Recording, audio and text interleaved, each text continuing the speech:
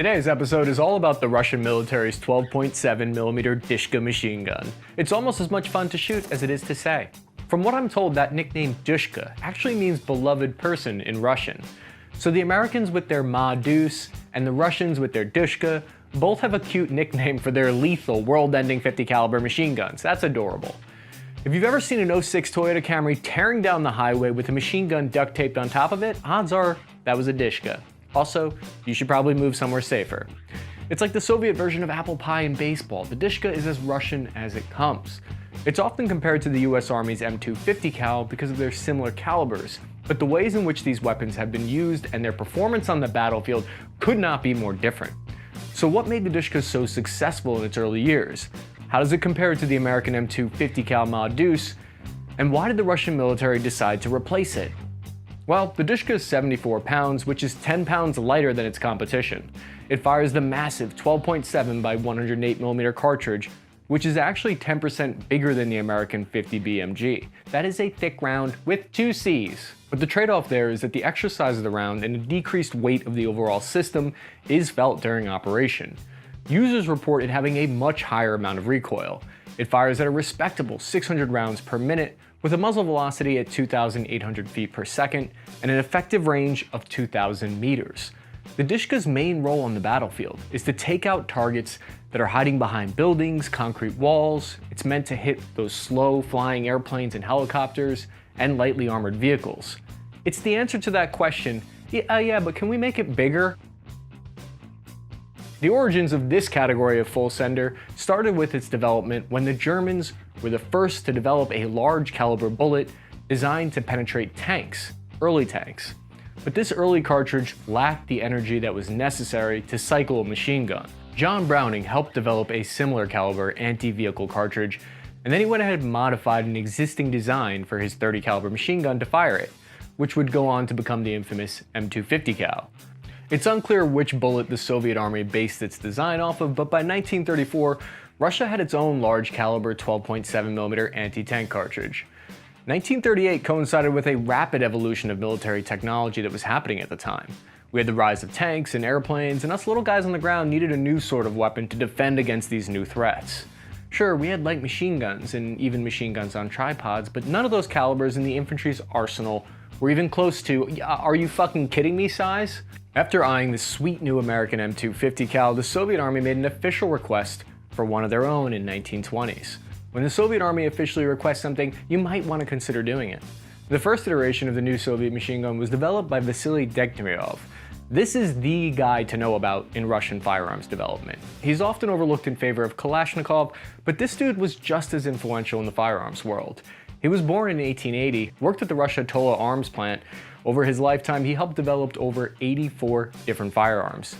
He has monuments of him all over Russia, and he's seen as a hero there. Vasily Degtyaryov had already developed the DP-27 at this point, and the new gun would essentially be an upscaled version of that. It was called the DK, and originally it used a revolving feeding mechanism and a small 30-round drum magazine. So the DK had some problems, like it had a really slow rate of fire at 360 rounds per minute. That was too slow to be effective against aircraft. So a fellow firearms developer named Georgy Shepnev, which I'm sure I said that wrong, went ahead and helped redesign the feed mechanism.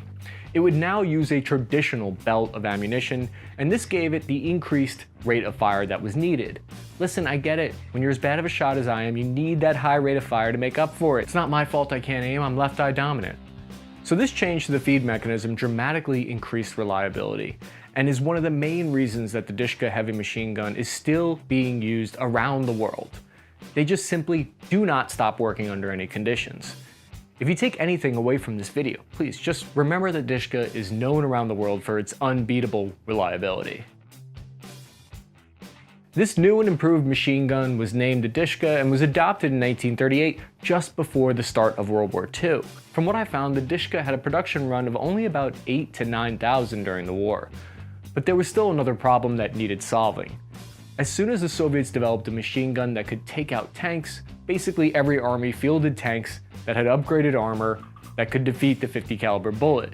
The machine gun was already obsolete in its intended role before it ever even saw combat. But did the DSHK choose to fade away into obscurity? No. It saw extensive use in World War II as an anti-aircraft weapon. and less commonly on the ground against light vehicles, buildings, and infantry. In 1946, an improved version of the DSHK started to be issued to troops, and it's called the DSHK M, the M meaning modernized. It had a detachable collimated targeting piece that could be used for targeting aircraft. These two side-by-side spider web ring sights help give the operator reference points when leading fast-moving targets. One of the most distinguishing features of this weapon is the barrel of the gun. It has a very distinctive circular ribbing. This is known as the ventral fins, which have the purpose of helping cool the weapon during sustained fire. The M version added removable and adjustable shoulder pads to help mitigate that recoil.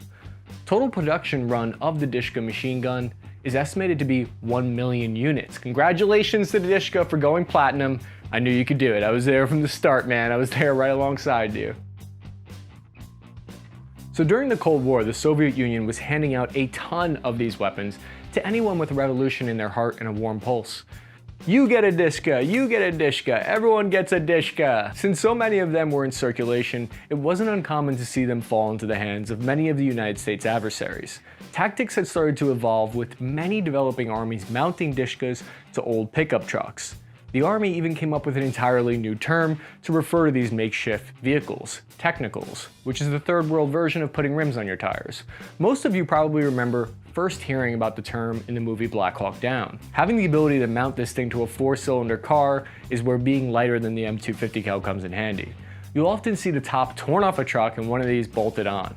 It looks ridiculous at first, but these are actually a pretty incredible weapon because you can have a lot of them and they can move fast as heck. In fact, of the 5,000 US military helicopters that were shot down over Vietnam, the vast majority of those incidents were from ground fire from the DSHK, not enemy aircraft or anti-air missiles. The other reason you see these things slapped onto everything is because they cost a lot less to produce. Now, I looked all over the internet trying to find the exact figures of the cost, but from what I could find, it seems like the M250 cal costs around $14,000 each, and from what I read, the DSHKs only cost about $2,500 to produce. Even if those numbers aren't exactly right, it's a massive gap considering they have very similar performance. But one of the most notorious uses of the DSHK was in 1988, which shows how effective a small number of these things can be. During the conflict in Northern Ireland, 2 DSHKs were smuggled in from Libya and were able to shoot down a British Army Lynx helicopter. So by the 1970s, the DSHK was really showing its age. Troops were complaining about the recoil and they felt it was too heavy. The Soviet Army decided to adapt the NSV, which was 20 pounds lighter in weight and had a much higher rate of fire. It was more controllable. When the Soviet Union broke up the ban in 1991, they lost their license to manufacture the NSV. So to restart production of a 50 caliber machine gun, they came up with the Cord heavy machine gun. Now the Cord, K-O-R-D, is more accurate. The recoil is so well controlled that it can be fired from a deployable bipod in the same way as a light machine gun. Truly an upgrade there. Tip of the cap to the Russians and their Cord. Why can't the American military come up with a fancy new lightweight 50 cal? The DSHK has had a good run, and it looks to be far from over thanks to its reliability and its low cost. It's still in use as the primary weapon in over 40 countries around the world, so ubiquitous that it ends up fighting itself often.